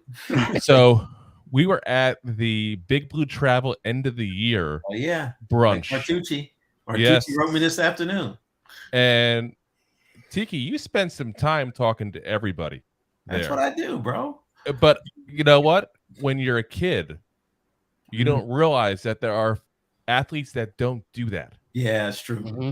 So as an adult now, I have to say thank you. I said thank you then to you. But as an adult, I recognize the difference. Not everyone does that. Yeah, well, I appreciate it. Not everyone does. So Good thank you very much for that. Yeah, it's been a long time. I know, like 30 years. Not now I'm feeling really old. It's not that long. It's not that long. Well, the first time I met Tiki was on a FaceTime call while I'm at work in the woods. That's right. Oh my God. In the That's woods. Now, what were you doing randomly in the woods here during a FaceTime call? I do civil engineering. I'm a land surveyor. Okay, so not so randomly. Okay, I was picturing like a shovel and a bag of lime or something going on. I don't know. So I want to put this, weekends, bro. That's on the I weekend. want to put this quote out here from Authentic. It is really amazing. We made it to the postseason. We didn't play well in the back half, which is true, of the season, but we found our identity. We did. That's facts, by the way. And I think the culture. Detroit game, we kind of turned everything around a little bit. Yeah. It was all culture. And we got smacked in the mouth. Dan Campbell. But it's all the culture that Coach Dable instilled in this team. And the thing I love most Because what I hate is when you watch any sport, you just see guys playing that don't deserve to be out there, right? And this was the Yankees over the last couple of years. It's like, why in the hell is Joey Gallo in the lineup? Why in the hell is Aaron Hicks still, getting at bats? Why is he even playing in the outfield? He looks lost out there. He looks like he has zero desire. And they weren't earning the right to be out there. What Coach Dable said from day one was, you have to earn I don't care where you are status-wise, how much money you're making, how long you've been here, you have to earn it. It's a new regime. I don't care about what you've done in the past, it's what you do now. And that took. And so guys were busting every single week, every single game, because you had to earn it. And if you can instill that, you're going to be successful, even if you got some ups and downs. Oh, yeah. And you even heard guys like Bryce Ford Wheaton talking about he picked the Giants specifically because he saw guys that are, minimal contract guys playing over a guy like Kenny Galladay. It matters not just within the organization, but it matters when you go to get guys that you think have a potential that are going to need some time to grow, that they're going to, get that time with the Giants where they might not get it elsewhere. Yeah. I think the prime example, Drew, is Isaiah Hodgins, right? Yeah. Nobody knew he's a great route runner. Nobody knew that. I think David Tyree was one of those types of guys too. If you consider the Super Bowl run, the guys were saying in practice, he was dropping every ball. He's one of those guys that came in and had a couple plays here and there. All of a sudden, the one play makes him like a Super Bowl icon now. Yeah. But don't forget, David Tyree was a Pro Bowl special team player. Right. He was great. Like, there's certain players, and you see them get drafted in the 5th or 6th round or whatever it is. You're like, that guy's never going to play. But if he can ball as a special teamer, he'll be on a team for 5 or 6, 7 years. Yeah. That's what David Tyree was. Like, he never was meant to be the wide receiver. The only reason he was playing is because Plexico was hurt. I think Amani was banged up going into that Super Bowl as well. Yeah. So he got all the practice reps. And so when they needed plays at the end of the game, Shockey was hurt. Shockey was hurt that game too. Yep. Oh yeah. I don't even think Shockey didn't even play that game. Did he? No. He didn't play the whole postseason, if I remember right. The Super Bowl he played was with the Saints. Yeah, he was in the box. Yeah, he broke his ankle. I think he broke his ankle, right? Yeah, something like that. It was a lower body injury, but he didn't play. You're right. So David Tyree, who was on the team because he was a special team ace, stepped up at the biggest moment and made the most, maybe the greatest catch in Super Bowl history, because it was far from easy. No. And definitely not certain, because you were right. He didn't have great hands. No, he didn't. They could redo that play 9 times and probably would get it maybe 4 times, if that. Dude, Drew, if that. They might get it 1. I was trying to be nice. If he had to catch it like in a basket catch, maybe. But if he had to catch it on his head, there's no way you're doing that again. Harrison was covering him too, right? I remember. Harrison. You know what happened is Rodney got caught on. Rodney wanted to be a banger. Like, he's a banger. That's what his game was. And so when Eli was scrambling, he was like 10 yards from the line of scrimmage. And then Eli threw it up. He's like, "Oh shit!" He's trying to run back there to catch it, and it was too late. Yeah, because that's an easy interception. Like, you throw that type of pass, 99 out of 100 times, that's an interception. But with Rodney Harrison, like, sneaking at the goal line or at the quarterback, looking in the backfield, he was just out of position. Yeah. Well, not only that. Sorry. Oh no! I just want to get this across. This is a great trivia question, because that was the last catch of David Tyree's career. Right. Was the helmet catch. Yeah. He didn't play the next year. You're right. He got injured, and then I think he came back.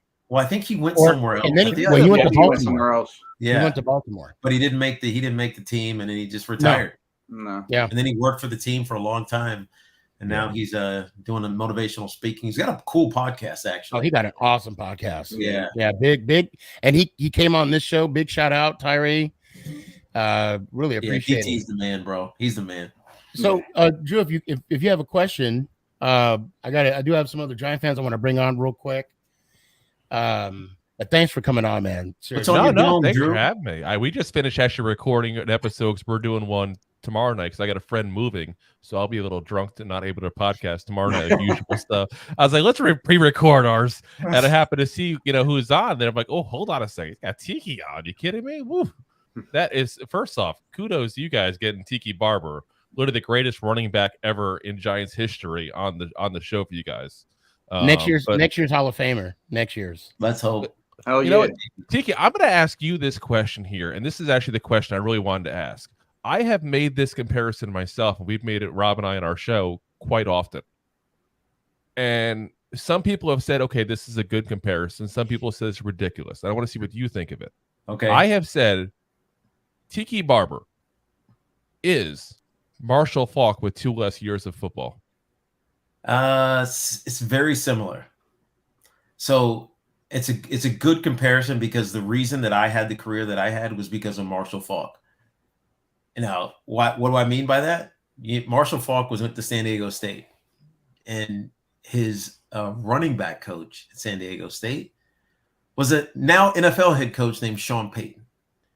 And so when Sean came or took over the play calling from Fossil in 2000, he had this vision of doing what Marshall Faulk did for the Rams.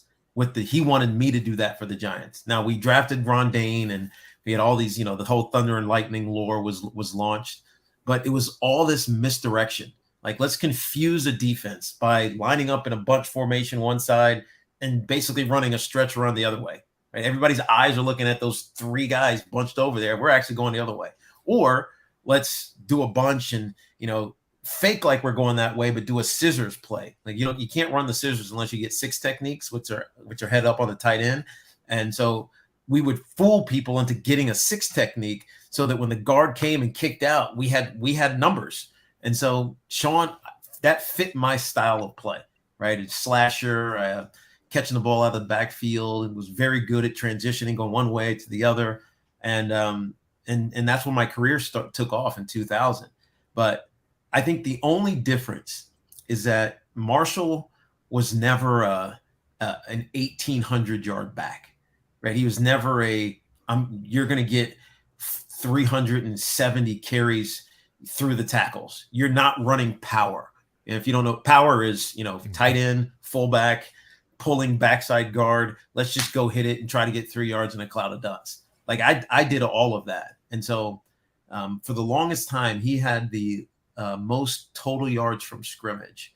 I want to say it was like 2,300 or almost 2,400 yards. And I got right up to it. The difference is that he did it with like 1,100 yards receiving and, 1,200 yards, 1,300 yards rushing. I did it with 1,800 yards rushing and 500 yards receiving. So I was more of a between, even though he's bigger than me, I was a between the tackles runner. So that it is a great comparison because we were used the same way. I was more traditional. I was a northeast running back, right? You got to carry the ball 400 times, dude. Let's go. Strap it on. Let's go. Marshall wasn't really that guy. So Drew, thanks for coming on, man. Hey, I'll be on Thursday, so I hope to see you again. But let me hear it one time. So I'm gonna mess this up. I know I do it every time. It's a woo at the end. Is that what are you doing? It's a ow or you can do a Ric Flair. It don't matter. There's no judgment here. I live pretty close to Ric Flair too. I see him every so often here. Nice. In Tampa, so oh no, okay. Yeah, he's still out there at the bars with 20-year-olds like crazy and stuff, living the life. They're like old enough to be his like great granddaughters now at this point, I think. But he's okay. So how's it go again? Let's go Giants and ow. Okay, ready. Let's go Giants. Ow. I appreciate you, brother. Go. Be good. There you go. Take care. So I want to bring someone on I haven't brought on before. Anna Hodges. So this is the first time she's been on. Are you there? Anna, there you go. Anna, you there? What up? I'm here. Can you hear me? Yeah, we got you. We got you. Thank you. Hey, first off, thank you so much Hi. for coming on the show. We miss you. Yeah, Oh, we missed you. Anna, oh my God. Miss you guys too. Remember. Oh, that's right. Yeah, Okay, we so miss there's a big cow. I miss you guys too. They got to have a baby and everything. See, I wish we could catch up, but I want you to talk to Tiki. Sorry, no. Hi, Mr. Barber. Hello. Call me Tiki, please. Okay. So this family I met, her husband's a disabled vet, and a beautiful family. Yeah. They got a gorgeous addition. They have a gorgeous house. I'm jealous of your home. You guys still live on the East Coast, right? Yeah. We moved to Maryland. Maryland, that's right. She's a veterinarian, a damn good one, by the way. Where are you guys at in Maryland, Anna? And what's your husband's name? We are in a city. Well, it's actually a town called Phoenix, and I work for the Maryland SPCA. So if you want a dog, just saying. Oh, got it. My dog is back here sleeping on the couch. My mother is in Laurel, Anna, so I don't think she's that far from you. Oh, that was where we were at when we first moved to Maryland. Yeah, we love Laurel. Yeah, it's pretty over there. And it's got authentic DMV in the building. Yes, sir. Yeah, that's awesome. And I got it. So I met them at the Denver Giants bar called the Tavern. I didn't realize Giants. I mean, I was a big time Giants fan there. Went to the Giants game. I think it was the year that we started 0-7, and that was our first win of the season. Yeah. And I found out there was a lot of the season started like that for a while. Yes. Yeah, I did. So they had these New York Giant blue shots. Oh my God. I don't even know. That makes me sick to even think about. I'm a grown woman. I'm a professional, and I ended up vomiting in the side of my husband. I can't keep. So basically, you all got roofied. Yeah, that's exactly what that was. You all got roofied. That's only half of it. So they had unlimited mimosas till was it 2:00 or what? It was 2:00, right? Yeah, no. Or was it noon? 11:30. No, I'm embarrassed to say that out loud, man. That's you know what? Hey, they say alcoholism denial is the first step. I ain't denying that. I'm not, but I had some really good times at that tavern, and it just the atmosphere, being Giants fans, and it was like a huge Giants family. Yeah, and we still keep in contact. This is 2015, 2016, and here we are still. We follow everybody on social. So go ahead, Anna. I can talk your ear off. You know that. No, it's okay. Joe actually has a really good question. I'm not gonna ask it because I'm not that brave. So he's gonna ask it. Okay, so if I start to stutter, just remember I wasn't able to talk for a while. So okay. So I know towards the end of your career, it seemed like there was an issue. I won't say issue, but it seemed presented that there was like an issue between some tension between you and Eli, or was it between the front office or like because I just didn't, because like I know after it. Yeah. I know I was upset, like how Sneaky was. I always seemed like, man, every time I saw you on, something, it felt like you were talking like the Giants are, trash. Yeah. Well, so here's the story behind that, Joe. And by the way, thank you for your service, sir. Thank you. So at the end of my career, I mean, I knew I was retiring, especially that last year in 2006. And Eli had been drafted a couple years before, and he was making progress, but it was always like, all right, we need to win. Like, I'm getting old, Amani's getting old, Strahan's getting old. We need to win. And it felt to us, and I was the one that always expressed it, that they were still like developing Eli. Like develop Eli. And by the way, it worked out because the next year they won a championship, won a Super Bowl, and it all paid out. But in real time, a lot of us were frustrated, and so that's what we felt. It's like we have good enough talent to win, The problem is we couldn't stay healthy on defense. In 06, Strahan missed like, I don't know, 8 games or whatever it was. Yeah. And it was just frustration with slow development. And especially for me, because I was coming off that Kerry Collins era. Now, people disrespect Kerry Collins, but Kerry Collins was a great quarterback for us. And I still give him his flowers because he took us to the Super Bowl. I still give him. I will never forget that championship. That year, he was unbelievable. He had a cannon front arm. He was big. He was smart. Like we loved him, and he got replaced by Eli, who struggled early. And for the older players, that's the tension that you felt. It was nothing personal with Eli. Eli's an awesome dude. He's funny as hell. He's relatable, and ultimately he figured out and won a championship. But that's probably what you're alluding to. Yeah. No, I think that makes perfect sense. Makes perfect sense. Yeah, we were always wondering because there was never like a, you know what I mean? Like no, it was just something that was in the air, and as fans were kind of like, what's going on? But it's nice. Well, I mean, I remember having this conversation, Anna and Joe. I remember having this conversation with Strahan. It's probably Eli's second year. And we used to go in the hot box. Like if you had something to talk about, you go in the hot box. Like get in the sauna. Yeah. We'd all be sitting in there, like just air it. Anything goes. Doesn't matter. Can't get offended, right? And if you get offended, you're out. Like you're not allowed to come back here. And I remember Strahan and I were in there one day. We were just talking about the 2000 season where we went to the Super Bowl, and our fear, because we were both getting older, and I was like, man, I don't know how many more years I'm going to do this. And Strahan was saying the same thing. He's like, it's a grind. And he's like, I just fear I'm never going to get another chance, right? You just fear you're never going to get another chance to play for a Super Bowl because after, whatever prescribed number of years, whether it's 3 or 4 or 5, you're like, dude, I want to win a Super Bowl. That's what I'm playing for. Made some money and made a name for myself. I want to win a Super Bowl. And we just kind of felt like we would never get another chance. He did. Obviously. That's a sad perspective, but I can totally see that. I think I appreciate you sharing that because that's something that I guess as fans, we weren't able to. We're not on the field. We're not playing.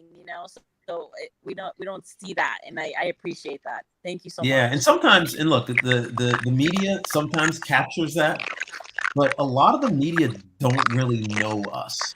You know what I mean? Right. Like they don't know what makes you tick.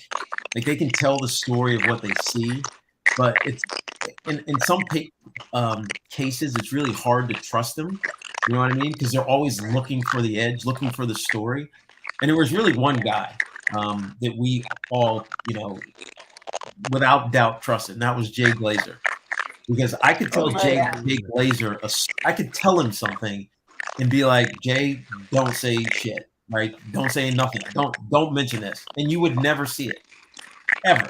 Wow. And there'd be other guys who you'd kind of just give like an inkling that there was something going to happen, and all of a sudden it's on the front page, right? So it got hard to trust. So you never really get to know athletes because their story's not told, except for now there's the like undisputed Derek Jeter's thing, and social media has exploded, so you can tell your own story, right? You're following on Twitter or Instagram, whatever it may be. You can tell it yourself now. But back then, it didn't happen. I didn't have a Facebook account. I didn't have a MySpace account. I was gonna say, you didn't have a MySpace back then? No, I didn't have any of that. So there was no way to actually communicate other than through a third party, which you never knew how it was going to turn out. So going off of that now, since there's that show called The Quarterback, and I totally joke about this. And I know you haven't seen it. You haven't seen it yet, but you should totally produce something called The Running Back. You have there that. You go. No, I should. No. I'm serious because you have that perspective. No, we're totally serious. I would love to watch that. And it's sad right now that the running back market is going through what it's going through, and I feel like either they have to do something. Either they either need to change the position, or like if they're gonna phase it out, but don't do these running backs like this. It's dirty. They're offering. Yeah, I mean the biggest free agent deal was Miles Sanders, right? That was the biggest free agent, not like re-signing with the team or franchise tag, but the biggest free agent deal was Miles Sanders. And I want to say he only has like I don't think he got 15 million guaranteed or something. it. Wasn't a lot. It wasn't a lot at all. You can look that up, but it wasn't anything.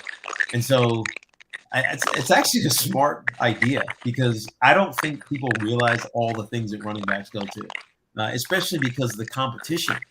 I mean, like you can lose your job any week or any year. Whereas if you're a quarterback or a tackle or whatever, you're protected by your contract. Right? The running back is not protected by his contract. Yeah, he got 4 years, 25 million. Yeah, 25. Think about that. Yeah, and then that included a $5 million signing bonus, 13 guaranteed, and an annual salary of 6.3 mil.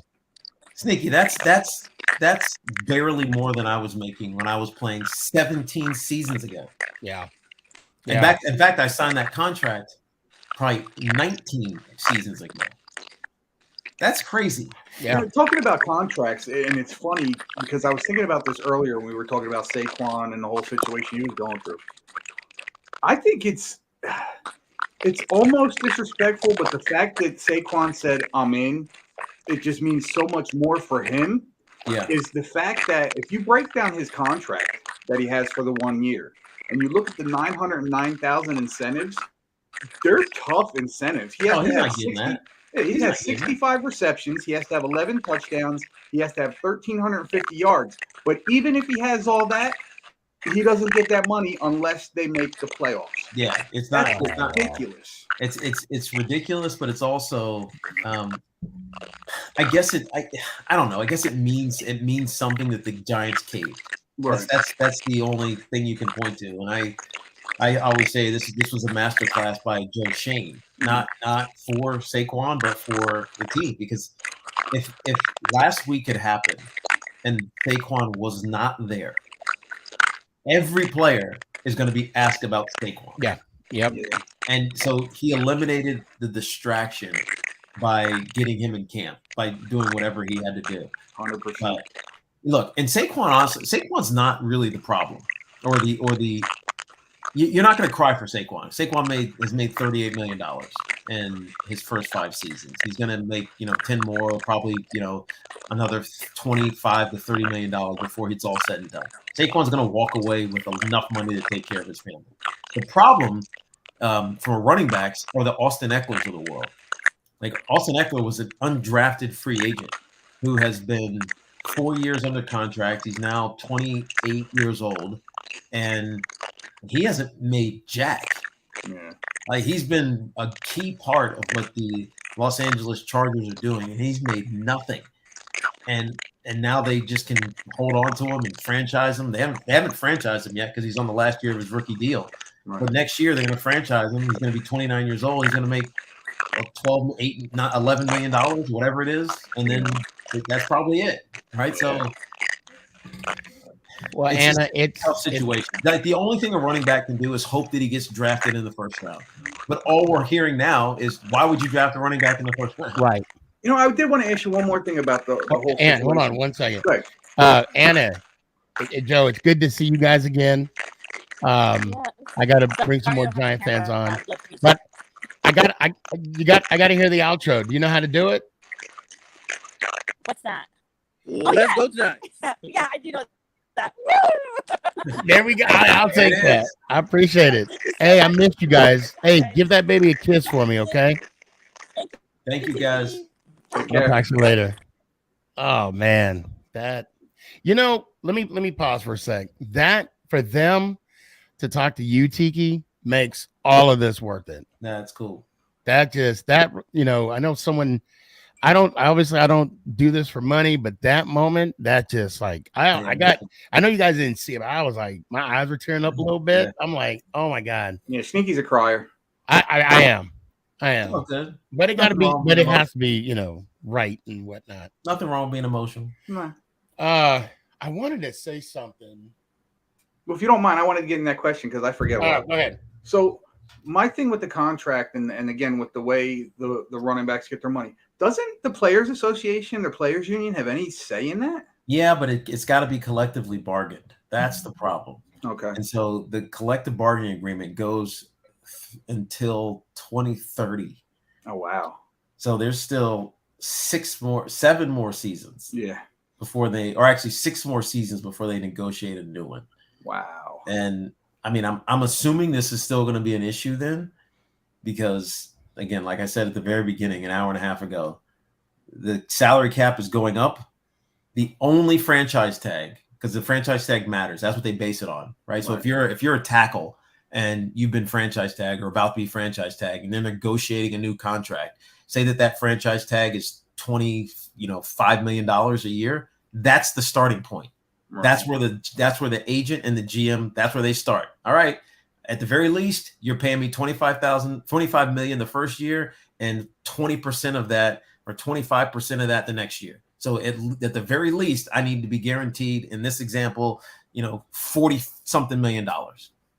But with the running back, the franchise number is falling. Right. Like it's getting lower. And the reason it's getting lower is because there's no high-end paid running backs. Mm-hmm. You gave the list, Sneaky. It was Zeke. It was Christian McCaffrey. It was Alvin Kamara and Derrick Henry and Dalvin Cook, right? But now Dalvin Cook's cap hit is gone. Yeah. So it's not there anymore. And so as a result, like you got the top 3 and maybe there's top 4, but then you get these salaries that are like, $8 million, $6 million, $10 million. And so you got 4 outliers and the rest fill up that top 10 because it's the average of the top 10 cap hits, right? The average of the top 10 cap hits. Tackles, that top 10 cap hits are right near the franchise number. Mm-hmm. With running backs, number 10 is like $7 million or $8 million. Yeah. Saquon's like the 5th highest paid running back in football, and he's making $10 million. So therefore, the franchise tag is much smaller because it comes down because the average is smaller. And so there's no way that that's going to get fixed. There's no way you're going to have 10 running backs making $15 million a year, which is going to raise the franchise tag. So until that happens, and it's not, because running backs are becoming interchangeable because teams are using wide receivers like Deebo Samuel to fulfill the run game, or throwing bubble screens to throw to run, or that stupid underhand pass. You know what I'm talking about? Where the motion and you just kind of flip it forward. It's really a pass, but it's kind of a run. Like all of that stuff is replacing the traditional running back. And I don't know. We haven't even mentioned how the fullback position got phased out. Oh, it's gone. It's absolutely gone. Some people don't even know what a fullback is. Right. Man. And bro, my career does not happen if I don't have a fullback. Like I'm not Hedgecock, baby.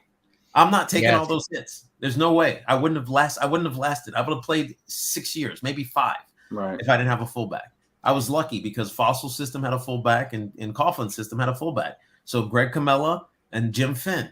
Like I ended my career because they took all those lead hits. Right, go stick your head in that middle linebacker's jaw. So I have space. They don't do that anymore. Right. I'm gonna ask for forgiveness in advance. I'm gonna put you on the spot. Okay. Go ahead. And this is a running back. You know how they have that.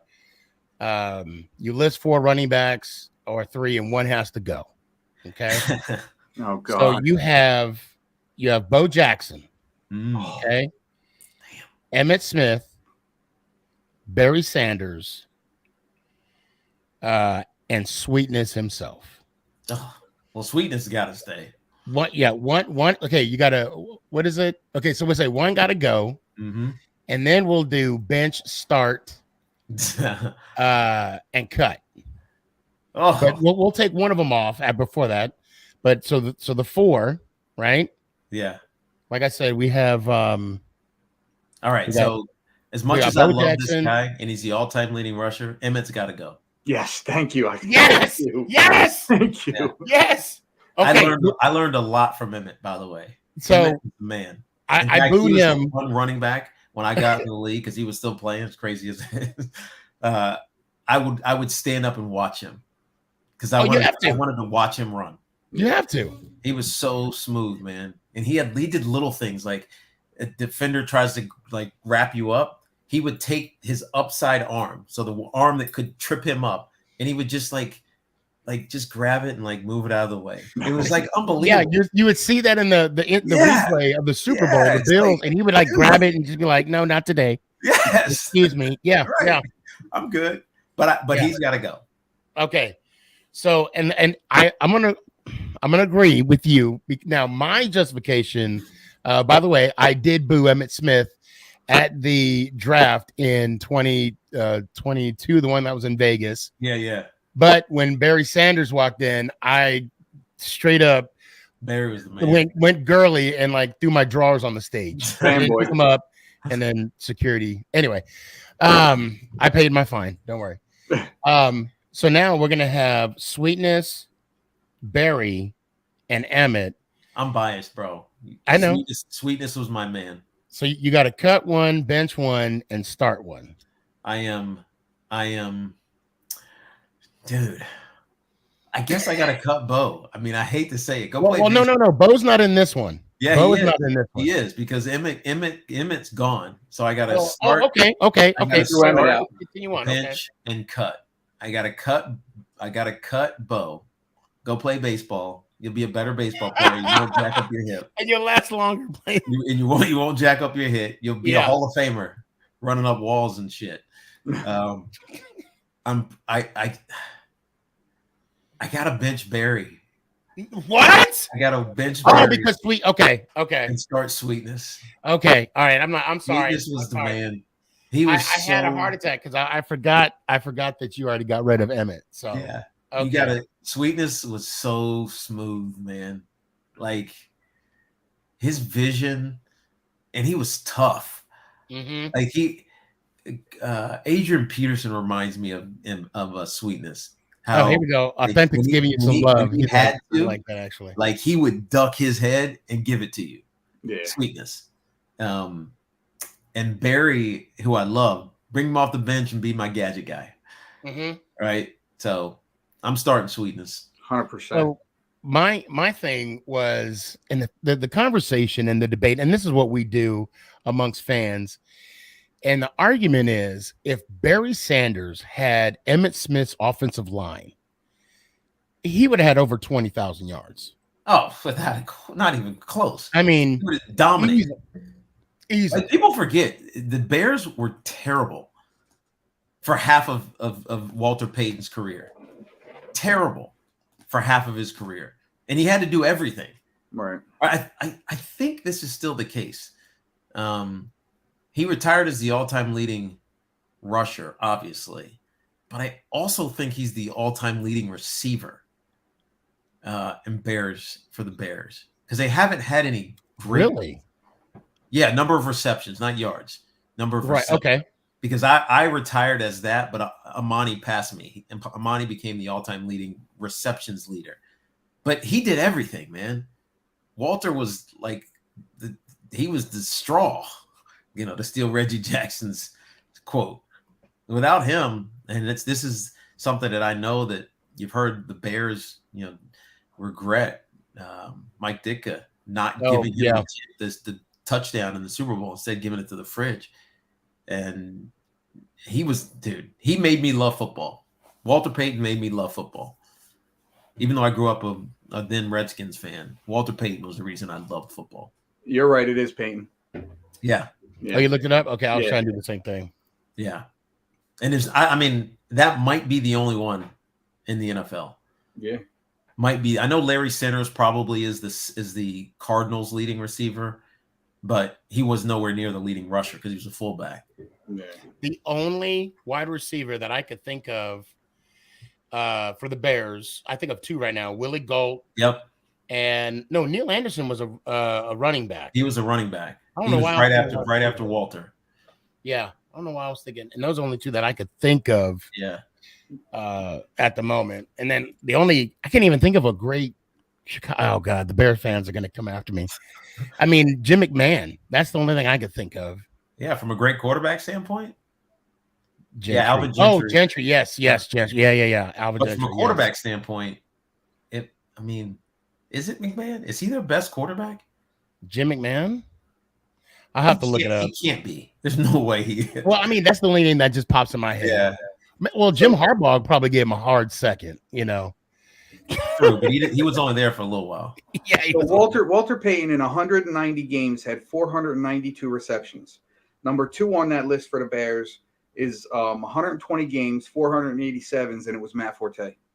Oh wow. Oh yes. So thanks, Authentic in the clutch. Yeah, Cutler. Oh, that's right, Jay Cutler. Jay Cutler was good. Yeah, he had a cannon. And then McMahon was a winner.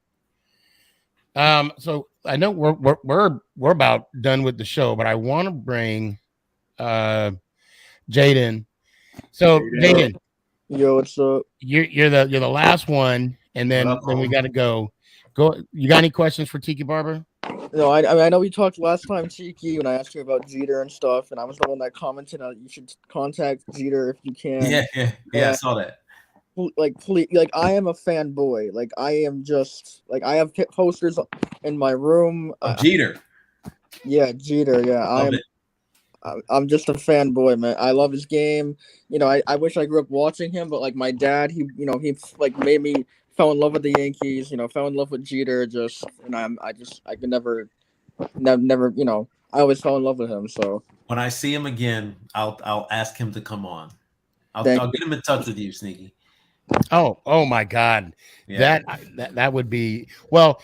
And so I'm about to end the show here in a few minutes. And if you could just give me 2 minutes before we close it out. DZ, let me hear one time, man. But just Sneaky. If that does happen, can I be the first one? Like, por favor? Yes. Okay. Yeah. Only because you brought it up. Yes, you will be the first one. Yeah. I'll see you tomorrow, right? Yep. I'll be on tomorrow. Okay. Let's go Giants. Woo! Ric Flair. I appreciate you. See, now you got people doing Ric Flair, bro. Hey, you know what? No judgment here. No judgment here. Close enough. Ant, I appreciate you, brother. Let me hear it one time, man. First of all, thank you, Tiki. Appreciate you. Always. Shout out to WFAN, Operating Engineers Local 825, ELEC. That's my union, in case you didn't know. Whoop, whoop. And Sneaky, shout out to you, man. Doing a hell of a job. 201 episodes. I'm proud of you, bro. And I'll talk to you later, man. Love you, bro. Love you too, bro. I'll see you in a little bit. Man, my bestie.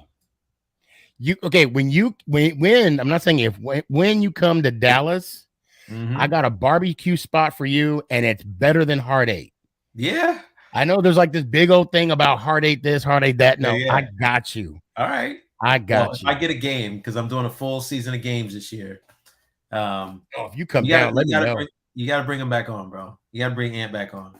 Just for a second. Okay. I didn't do the outro. See that, Tiki? Oh my God. I don't get the montage and I don't get to do the outro. He was like this. I know. What the hell? I gave him love and everything. Well, yeah, I love you too. And I was looking at the clock and I'm like, okay, I'm sorry, Ant.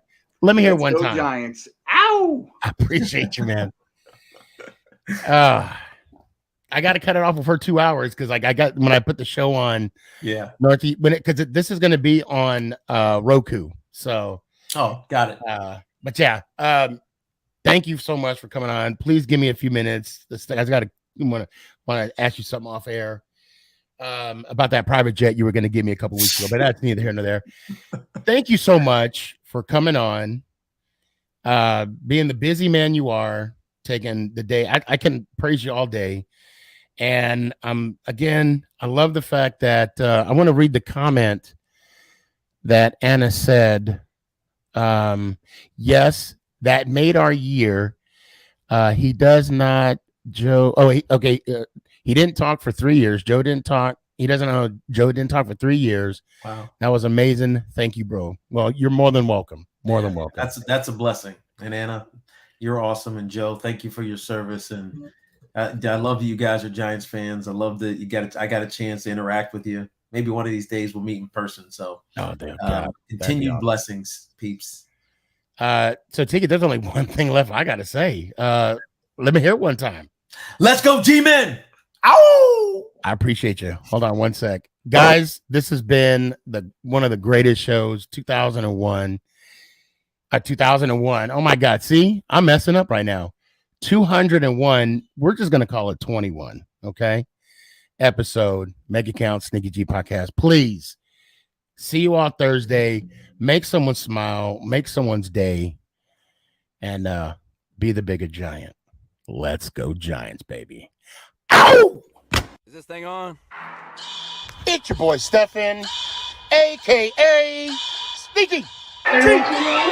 Yeah.